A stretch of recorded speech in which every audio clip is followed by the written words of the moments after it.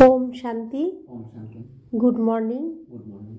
प्रातमुरली ओम शांति। बाप दादा मधुबन बाप दादा बोलছেন মিঠে মিঠে बच्चे এই সম্পূর্ণ দুনিয়া হলো রোগীদের এক বড় হসপিটাল। বাবা এসেছেন সম্পূর্ণ দুনিয়াকে নিরোগী বানাতে। আজকের মূল্যের প্রশ্ন, কোন স্মৃতিটি থাকলে কখনো মন মরা বা দুঃখের ঢেউ আসতে পারবে না? উত্তর, এখন আমরা এই পুরানো দুনিয়া পুরানো শরীর ত্যাগ করে পরমধামে যাব, তারপরে নতুন দুনিয়ায় পুনর্জন্ম নেব। আমরা এখন রাজযোগ শিখছি রাজত্বে যাওয়ার জন্য। বাবা আমাদের অর্থাৎ বাচ্চাদের আত্মিক রাজস্থান স্থাপন করছেন। এই স্মৃতি থাকলে দুঃখের ঢেউ আসতে পারবে না। আমাদের মধ্যে খুশি সব সময় থাকবে, দুঃখ বা মন খারাপ কখন থাকবে না? যখন আমরা এই স্মরণে রাখবো যে এই পুরানো দুনিয়া এই পুরানো শরীর ত্যাগ করে আমরা এখন ঘরে ফিরব এবং নতুনভাবে আবার সেজে গুজে এই স্টেজে আসব। তখন আর মনের মধ্যে দুঃখ থাকবে না। আজকের মূল্যের প্রথমে গীত বেজেছে, তুমি মাতা পিতা তুমি, তুমি বন্ধু সখা তুমি। ওম শান্তি। এই গীত বাচ্চারা তোমাদের জন্য নয়, নতুনদেরকে বোঝানোর জন্য। তো বাবা কাদেরকে মূল্য শোনাচ্ছেন তাহলে? রাজা বাচ্চাদের, যারা রাজত্বে যাওয়ার জন্য পড়াশোনা করছে তাদেরকে। তো এই গান নতুন বাচ্চা যারা নতুন নতুন আসে তাদেরকে বোঝানোর জন্য। এমন তো নয় এখানে সবাই বুদ্ধিমানরাই আছে, না, বোধহীনদের বুদ্ধিমান বানানো হয়। বাচ্চারা জানে আমরা কীরূপ বোধহীন ছিলাম, এখন বাবা আমাদের বুদ্ধিমান বানিয়েছেন। যেমন স্কুলে পড়াশোনা করে বাচ্চারা বুদ্ধিমান হয়ে যায়, স্কুলে পড়াশোনা করলেই জ্ঞান অর্জন হয়, স্কুলে পড়াশোনা করে বাচ্চারা বুদ্ধিমান হয়ে যায়। প্রত্যেকের নিজের নিজের বুদ্ধির আধারে ব্যারিস্টার, ইঞ্জিনিয়ার ইত্যাদি হয়। এইখানে তো আত্মাকে বোধযুক্ত করার কথা, আত্মাই পড়ে শরীর দ্বারা। কিন্তু বাইরে যা শিক্ষাপ্রাপ্ত হয় সেসব হলো অল্পকালের শরীর নির্বাহের জন্য। যদিও কেউ কনভার্টও করে, হিন্দুদের খ্রিস্টান বানিয়ে দেয়, কিসের জন্য?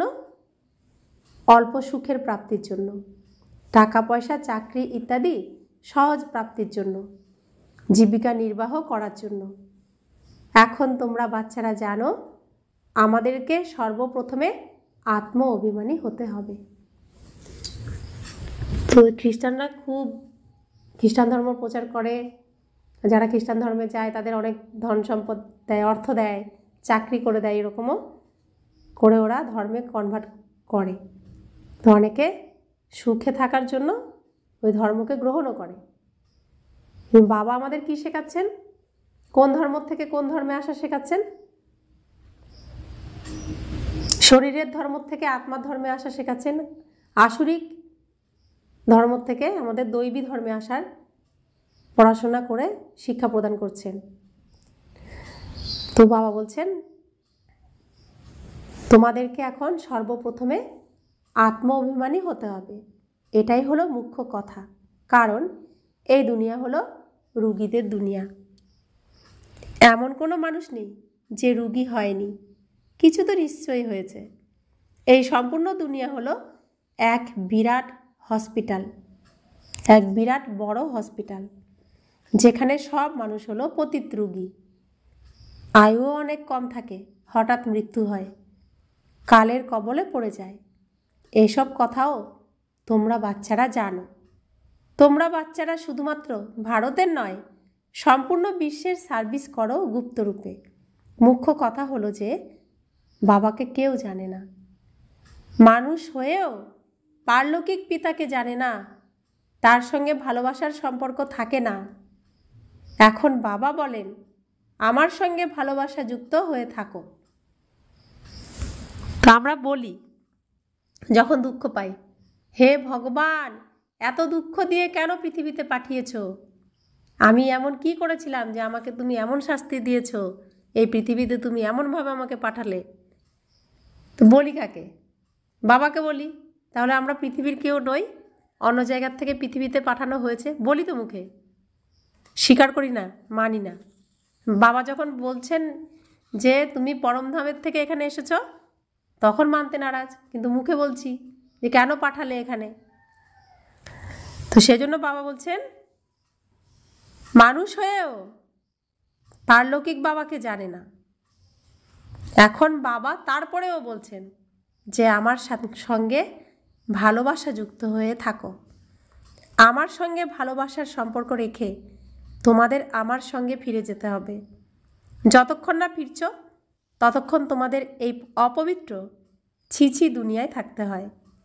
সর্বপ্রথমে তো দেহ অভিমান থেকে দেহি অভিমানী হও, তবে তোমরা ধারণ করতে পারবে এবং বাবাকে স্মরণ করতে পারবে। যদি দেহি অভিমানী না হও তাহলে কোনো কাজের থাকবে না। দেহ অভিমানী তো হলো সবাই। তোমরা জানো যে আমরা যদি আত্ম অভিমানী না হই, বাবাকে স্মরণ না করি, তাহলে আমরা তো আগের মতনই রইলাম। মুখ্য কথা হলো দেহি অভিমানী হওয়ার, রচনাকে জানা নয়। যদিও গায়ন আছে, রচয়িতা ও রচনার জ্ঞান। এমন নয় প্রথমে রচনা তারপরে রচয়িতার জ্ঞান বলবে, না, প্রথমে রচয়িতা, তিনি হলেন পিতা। বলাও হয় গডফাদার। বাচ্চারা, উনি এসে তোমাদের নিজের মতন তৈরি করেন। বাবা হলেন সর্বদা আত্ম অভিমানী, তাই তিনি হলেন সুপ্রিম। তিনি সবসময় কী রূপে থাকেন? তিনি সবসময় আত্মা রূপে থাকেন, তাই তিনি সবসময় আত্ম অভিমানী। তিনি এক মুহূর্তের জন্য দেহের ভানে আসেন না। যার মধ্যে প্রবেশ করি তাকেও আত্ম অভিমানী করি। এনার মধ্যে প্রবেশ করি, ব্রহ্মা বাবার মধ্যে প্রবেশ করি এনাকে কনভার্ট করার জন্য। কারণ ইনি দেহ অভিমানী ছিলেন। এনাকেও বলি নিজেকে আত্মা নিশ্চয় করে আমাকে যথার্থভাবে স্মরণ করো। তো ব্রহ্মা বাবাকে প্রথমে বলেছিলেন যে নিজেকে আত্মা নিশ্চয় করো, তুমি দেহ নও, দেহের ধর্মকে ভুলে যাও, নিজেকে আত্মা নিশ্চয় করো। এই কথাই তো গীতাতে লিখেছে ব্যাসদেব। আর আমাকে যথার্থভাবে স্মরণ করো, আমি যেমন, আমার যে রূপ সেই রূপে, সেই যথার্থ রূপে আমাকে স্মরণ করো। এমন অনেক মানুষ আছে যারা ভাবে আত্মা ও জীব দুটি আলাদা। আত্মা দেহ থেকে বেরিয়ে যায়, সুতরাং দুটি আলাদা জিনিস, তাই না? বাবা বোঝান তোমরা হলে আত্মা, আত্মাই পুনর্জন্ম নেয়, আত্মাই শরীর ধারণ করে, পার্ট প্লে করে। বাবা বারবার বোঝান নিজেকে আত্মা নিশ্চয় করো। এতেই খুব পরিশ্রমের প্রয়োজন হয়। যেমন স্টুডেন্ট পড়াশোনা করার জন্য একাকী স্থানে, বাগানে ইত্যাদি স্থানে গিয়ে বসে পড়ে, পাদ্রীরাও পায়চারি করার সময়ে শান্ত হয়ে থাকে। তারা আত্ম অভিমানী হয় না, ক্রাইস্টকে স্মরণ করে। ঘরে থেকেও স্মরণ করতে পারে, কিন্তু বিশেষভাবে ক্রাইস্টকে স্মরণ করার জন্য একাকী স্থানে যায়, অন্য কোনো দিকে নজর দেয় না। যারা ভালো তারা ভাবে আমরা ক্রাইস্টকে স্মরণ করতে করতে তার কাছে চলে যাব। ক্রাইস্ট হেভেনে বসে আছেন, আমরাও হেভেনে চলে যাব। এই কথাও বোঝেন যে ক্রাইস্ট হেভেনলি গডফাদারের কাছে গেছেন, আমরাও স্মরণ করতে করতে তার কাছে যাব। সব খ্রিস্টানরা এক তাঁরই সন্তান। জ্ঞানের কিছুটা অংশ তাদের ঠিক আছে, কিন্তু তোমরা বলবে যে তাদের জ্ঞানের এই কথাটি তো ভুল, যে ক্রাইস্টের আত্মা উপরে গেছে। ক্রাইস্ট নাম তো শরীরের, যাকে ফাঁসিতে ঝোলানো হয়েছিল। আত্মা তো ফাঁসিতে ঝোলে না, তো শরীর ঝুলেছিল, ক্রুশের মধ্যে বিদ্ধ করা হয়েছিল, কিন্তু আত্মা তো ঝোলে না। এখন ক্রাইস্টের আত্মা গডফাদারের কাছে গেছে, এরূপ বলাও ভুল হয়ে যায়। কেউ ফিরে যাবে কিভাবে? প্রত্যেককে স্থাপন তারপরে পালন অবশ্যই করতে হয়। বাড়িতে রং করানো হয়, তো বাবা বাড়ি দিয়ে বোঝাচ্ছেন। তো নতুন বাড়ি কিছুদিন পর পুরনো পুরনো হয়ে গেলে সেই বাড়িকে রং করে আবার নতুন করা হয়। তো এ হলো পালন করা, অর্থাৎ রক্ষণাবেক্ষণ। তো ঠিক সেভাবেও আমাদের এই পৃথিবীর স্টেজে সত্যযুগে একদম ফার্স্ট ক্লাস থাকে সব কিছু, তারপরে এসে আবার সেটাকে রং টং করা হয়, ভক্তির রং দিয়ে রং করা হয়, কিন্তু আসলে তো পুরোটাই পুরনো, কিন্তু রক্ষণাবেক্ষণ করতে হয়। এখন অসীমের পিতাকে তোমরা স্মরণ করো। এই নলেজ অসীমের পিতা ব্যতীত কেউ দিতে পারে না। নিজেরই কল্যাণ করতে হবে। রোগী বা অসুস্থ থেকে নিরোগী অর্থাৎ সুস্থ হতে হবে। এই দুনিয়া হলো রোগীদের বিশাল হসপিটাল, সম্পূর্ণ বিশ্ব হলো রোগীদের হসপিটাল। রোগীর মৃত্যু নিশ্চয় শীঘ্র হবে। বাবা এসে এই সম্পূর্ণ বিশ্বকে সুস্থ করেন, তো সবাই সুস্থ হয়ে যাবে। এমন নয় এখানেই সুস্থ হবে। বাবা বলেন সুস্থ হয় সবাই নতুন দুনিয়ায়, পুরানো দুনিয়ায় সুস্থ হতে পারে না। এই লক্ষ্মীনারায়ণ হলেন সুস্থ, এভার হেলদি। সেখানে আয়ু বেশি হয়, রুগী হয় বিশেষ, ভাইসলেস রুগী হয় না। যারা বিকারী তারা হয় রুগী, আর যারা নির্বিকারী হয় তারা রুগী হয় না। যারা হিংসক তারা হয় রুগী, যারা অহিংসক তারা রুগী হয় না। ওটা হলোই সম্পূর্ণ নির্বিকারী। বাবা নিজে বলেন এই সময় সম্পূর্ণ বিশ্ব, বিশেষভাবে ভারত হলো রুগী। তোমরা বাচ্চারা প্রথমে সুস্থ দুনিয়ায় আসো, সুস্থ হও স্মরণের যাত্রা দ্বারা। স্মরণের সাহায্যে তোমরা ফিরে যাবে নিজের সুইট হোমে। এও হলো এক রকমের যাত্রা।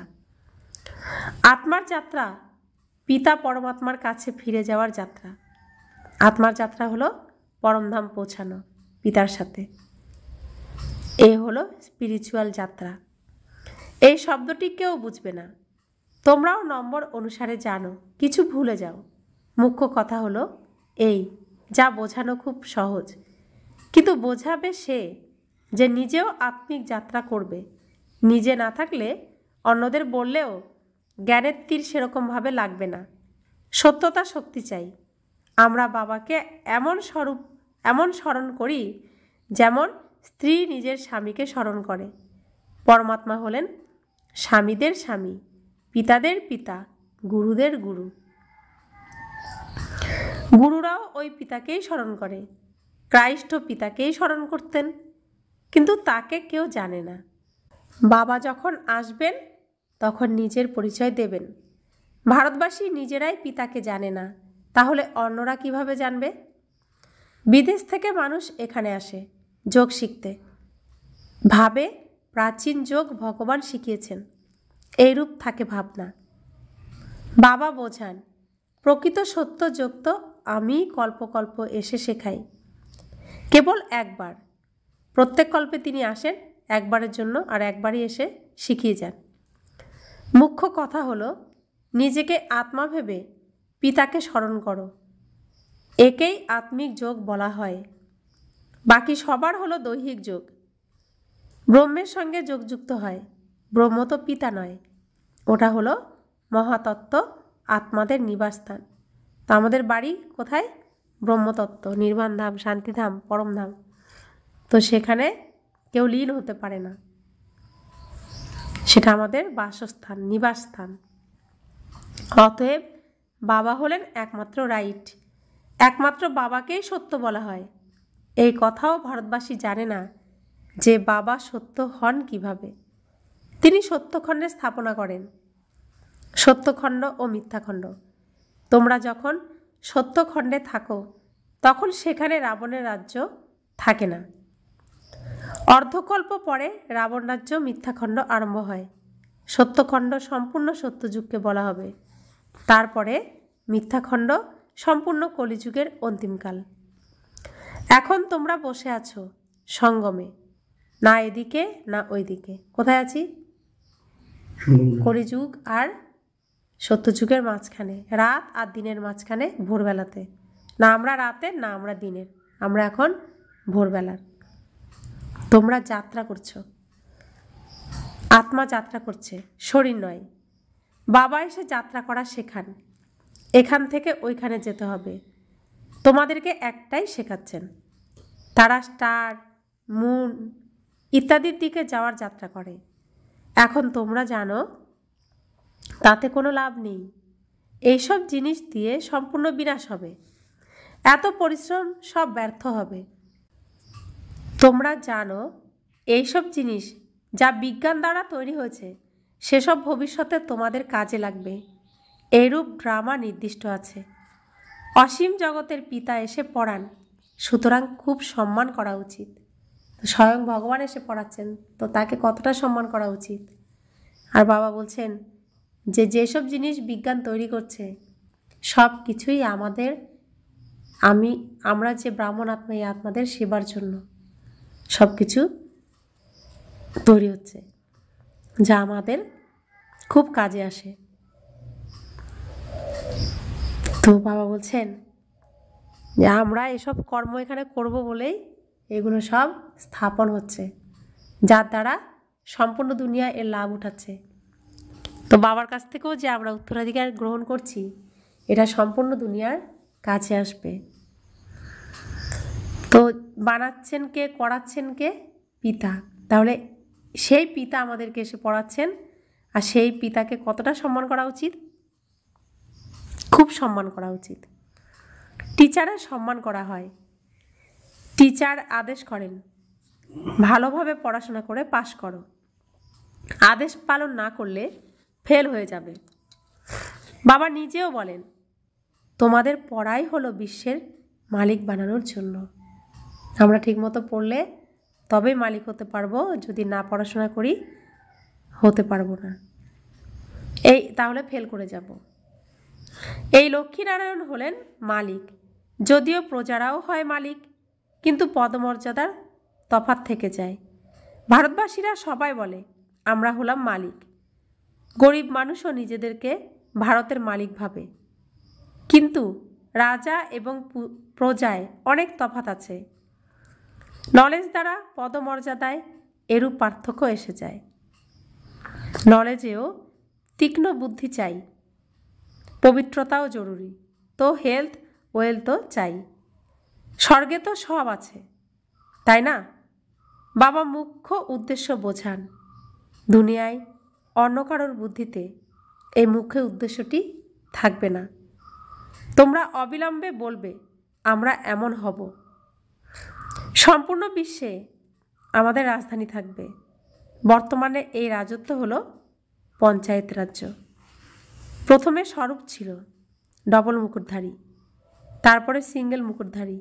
এখন কোনো মুকুট নেই, এখন কোনো মানুষ মুকুট পরে না। তো বাবা বলছেন ডবল মুকুটধারী রাজাদের সামনে সিঙ্গেল মুকুটধারী রাজারা প্রণাম করছে। এখন বাবা বলছেন আমি তোমাদেরকে রাজা রাজা ডবল মুকুটধারী বানাই। তো লক্ষ্মীনারায়ণ তারা ডবল মুকুটধারী, আর দাপর যুগে হয় সিঙ্গেল মুকুটধারী। তো সিঙ্গেল মুকুটধারীরা লক্ষ্মীনারায়ণ এদের কাছে মাথা নত করছে, প্রণাম করছে। তো বাবা বলছেন ওটা হলো অল্পকালের জন্য, এ হলো 21 জন্মের কথা। প্রথম মুখ্য কথা হলো পবিত্র হওয়ার। ডাকাও হয় যে এসে পতিত থেকে পবিত্র বানাও, এমন বলা হয় না এসে রাজা বানাও। বাচ্চারা, এখন তোমাদের হলো অসীমের সন্ন্যাস। এই দুনিয়া থেকে চলে যাবে নিজের ঘর পরমধাম, তারপরে আসবে স্বর্গে হেভেনে। অন্তরে খুশির অনুভূতি থাকা উচিত। যখন বুঝবে আমরা ঘরে যাব, পরে রাজত্ব করতে আসব, তখন অন্তরে খুশির অনুভূতি হবে। তারপরে আসবে স্বর্গে হেভেনে। তো বাবা বলছেন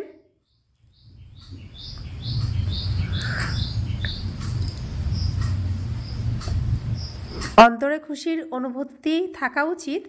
যখন বুঝবে আমরা ঘরে যাব, পরে রাজত্ব করতে আসব, তাহলে মন খারাপ ও দুঃখের অনুভূতি ইত্যাদি এসব থাকা উচিত নয়। আমরা আত্মারা ঘরে ফিরে যাব, তারপরে পুনর্জন্ম নতুন দুনিয়ায় নেব। বাচ্চাদের খুশি স্থায়ীভাবে থাকে না। কেন? মায়ার বিরোধিতা খুব বেশি, তাই খুশি কমে যায়।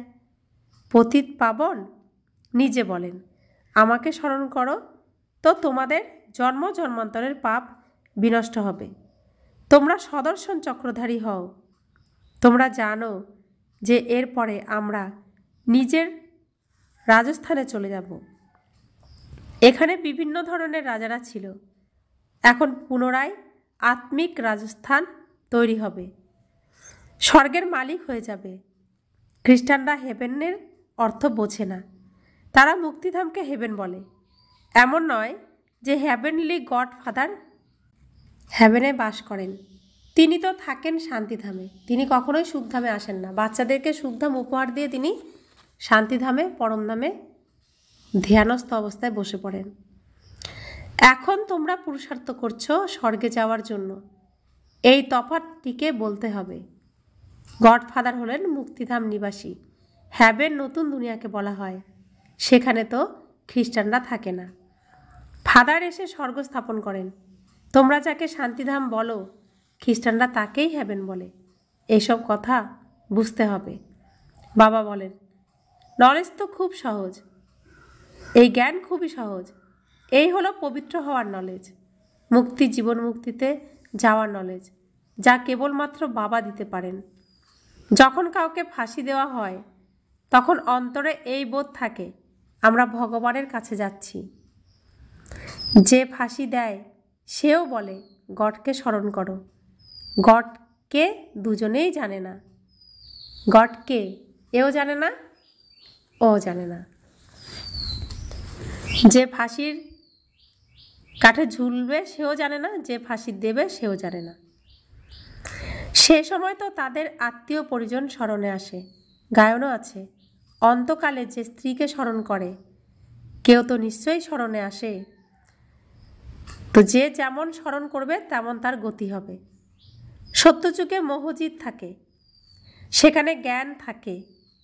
এক শরীর ত্যাগ করে অন্য ধারণ করতে হবে। সেখানে স্মরণ করার দরকার নেই, তাই বলা হয় দুঃখে স্মরণ সবাই করে। এখানে দুঃখ আছে, তাই স্মরণ করে যাতে ভগবানের কাছে যদি কিছু প্রাপ্ত হয়। স্বর্গে তো সব কিছু প্রাপ্ত হয়েই থাকে। তোমরা বলতে পারো, আমাদের উদ্দেশ্য হলো মানুষকে ঈশ্বরে বিশ্বাসী করা, সনাথ করা। এখন সবাই অনাথ হয়েছে, আমরা সনাথ করি। সুখ, শান্তি, সম্পত্তির উত্তরাধিকার একমাত্র বাবা প্রদান করেন। তো সুখ, শান্তি, সম্পত্তি কার কাছ থেকে পাবো? তো আদায় করতে জানতে হবে, তো তবে তো লাস্ট পর্যন্ত পাবো। লক্ষ্মীনারায়ণের বিশাল আয়ু ছিল। এই কথাও জানো যে প্রথমে ভারতবাসীদের আয়ু বেশি ছিল, এখন ছোট হয়েছে। কেন ছোট হয়েছে তা কেউ জানে না। তোমাদের জন্য খুব সহজ হয়েছে নিজে বোঝা এবং অন্যদের বোঝানো, তাও নম্বর অনুসারে। বোঝানোর শক্তি প্রত্যেকের নিজস্ব। যে যেমন ধারণ করে সে তেমন বোঝায়। তো বাবা যে আমাদের জ্ঞানের ভাণ্ডার দিচ্ছেন, এটাকে ব্যবহার করা। যে যেমনভাবে যেমন মনের ব্যবহার করবে সেভাবেই তার আচরণে আসবে। তো যে যেমন ধারণ করবে সে সেরকম অনুযায়ী সব কথা বাবার কথাকে বোঝাবে। अच्छा, मीठे मीठे सिकिला दे बच्चों प्रति माता पिता बाप दादा का याद प्यार और गुड मॉर्निंग। रूहानी बाप की रूहानी बच्चों को नमस्ते। हम रूहानी बच्चों के रूहानी माता पिता बाप दादा को याद प्यार, गुड मॉर्निंग और नमस्ते नमस्ते नमस्ते। शुक्रिया बाबा, शुक्रिया बाबा, शुक्रिया। धारणार जन्य मुख्य सार। प्रथम धारणा, যেমন বাবা সর্বদা আত্ম অভিমানী, তেমন আত্ম অভিমানী থাকার পুরোপুরি পুরুষার্থ করতে হবে। এক বাবাকে সত্যতার সঙ্গে ভালোবেসে বাবার সঙ্গে ঘরে ফিরতে হবে। তো ভালোবাসতে হবে কাকে? ঘরে ফিরবো কার সাথে? তো তার প্রতি সম্পূর্ণ ভালোবাসা আমাদের রাখতে হবে। দ্বিতীয় ধারণা, অসীম জগতের বাবার পুরোপুরি রিগার্ড রাখতে হবে, অর্থাৎ বাবার আদেশ অনুসারে চলতে হবে। বাবার প্রথম আদেশ হলো, বাচ্চারা ভালোভাবে পড়াশোনা করে পাশ করো। এই আদেশটি পালন করতে হবে। বরদান, শক্তিশালী সেবার মাধ্যমে দুর্বলদের শক্তি প্রদানকারী সত্য সেবাধারী ভব। সত্য সেবাধারীর প্রকৃত বিশেষত্ব হলো দুর্বলদের শক্তি দান করার জন্য নিমিত্ত হওয়া। সেবা তো সবাই করে, কিন্তু সফলতায় যে পার্থক্য দেখা যায় তার কারণ হলো সেবার উপকরণে শক্তির অভাব। যেমন যদি তলোয়ারে ধার না থাকে তবে সেই তলোয়ার কোনো কাজের নয়, তেমনি সেবার উপকরণে যদি স্মরণের শক্তির ধার না থাকে তবে সাফল্য আসবে না। তাই শক্তিশালী সেবাধারী হও, দুর্বলদের মধ্যে শক্তি ভরো, তখনই বলা যাবে সত্যিকারের সেবাধারী। স্লোগান, প্রতিটি পরিস্থিতিকে উঠতি কলার সাধন মনে করে সর্বদা উঠতে থাকো। অব্যক্ত ইশারা, অশরীরী ও বিদেহী স্থিতির অভ্যাস বাড়াও। এমনিতে তো অশরীরী হওয়া সহজ, কিন্তু কোনো ব্যাপার সামনে আসে, কোনো সার্ভিস বা অস্থির পরিস্থিতি সামনে আসে, তখনও অশরীরী অবস্থায় থাকা, এটা হলো আসল পরীক্ষা। এমন পরিস্থিতিতে ভাবলে আর অশরীরী হয়ে গেলে একসাথে চলতে হবে। এর জন্য দীর্ঘ সময়ের অভ্যাস চাই। ভাবা আর করা যদি একসাথে চলে তবে অন্তিম পেপারে পাশ করতে পারবে।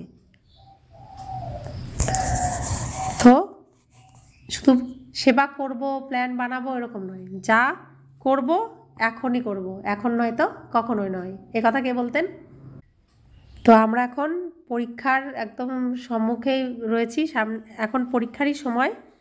তো আমরা পরীক্ষায় পাস উইথ অনার আমাদের হতে হবে, একদম গর্বের সাথে পাশ করে ঈশ্বরী বিশ্ববিদ্যালয় থেকে বেরোতে হবে। আমার পিতার মান রাখতে হবে, পরিবারের মান রাখতে হবে, আমার নিজেরও মান রাখতে হবে।